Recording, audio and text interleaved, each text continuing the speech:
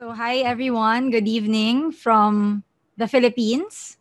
I am Dr. Gaile ROBREDO-VITAS, and I'm a board certified dermatologist. And this evening, I will be joined by two of my esteemed colleagues, Dr. Beverly Ong Amaranto, also from the Philippines, and Dr. Sky Tin Hao Wong from Hong Kong. I hope I said it right.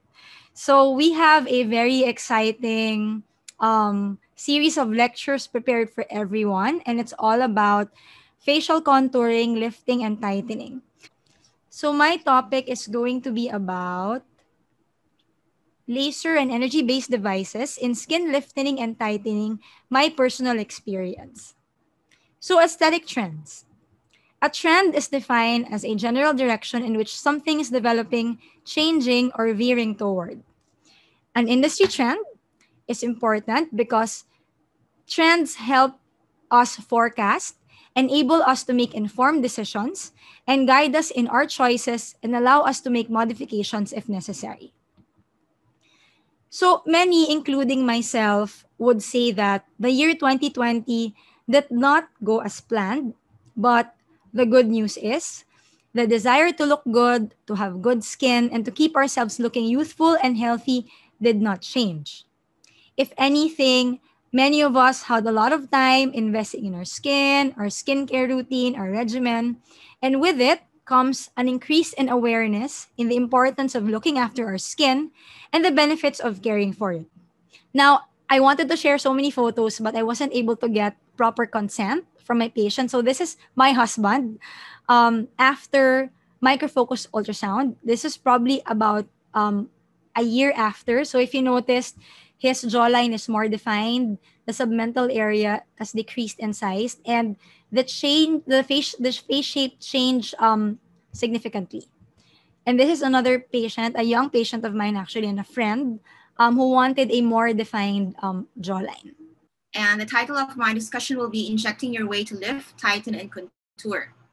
Of course, my technique employs the interfacial technique, but there are other techniques such that the supraperiosteal, there is also the subdermal technique for the temples. But in my case, I use the interfacial technique, which the cannula, the layer is actually in between the superficial and the deep temporal fascia.